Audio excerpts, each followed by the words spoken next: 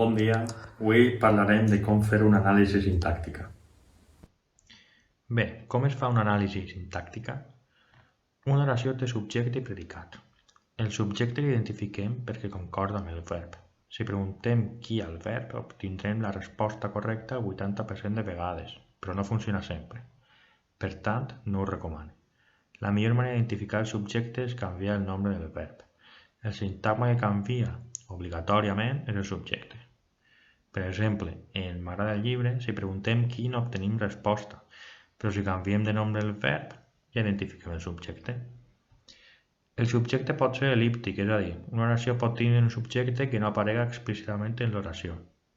En l'exemple és bon xic, el subjecte seria ell. En la segona oració, nosaltres. Hem de mirar la persona i el nombre del verb. Passem ara al predicat, que és tot això que no és subjecte. Sempre conté un verb. En l'exemple, aquest vídeo seria el subjecte i la resta d'oració el predicat. Tenim dos tipus de predicat, el nominal i el verbal. El nominal és aquell tipus de predicat en què el verb és atributiu, és a dir, ser, estar, parèixer o semblar, i conté un atribut, concepte que explicaré més endavant. El predicat verbal és aquell en què el verb no és atributiu. Aquests verbs reben el nom de predicatius. El predicat conté els complements. El primer complement que comentarem és el directe. Igual que amb el subjecte, preguntar què al verb funciona el 80% de vegades, però no sempre, per tant, no ho recomano. La millor manera és substituir-lo per el, la, els, les, en o. No va introduït pràcticament mai per preposició. En el primer exemple, si preguntem què al verb, la resposta és el llibre, però com ja hem vist abans, el llibre és el subjecte. El complement indirecte l'identifiquem quan preguntem a qui o per a qui al verb. Per tant, sempre va introduït per a o per a.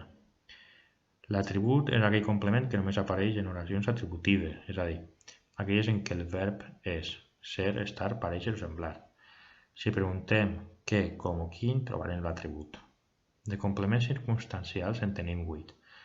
Això us deixa que hem de preguntar per a trobar-los.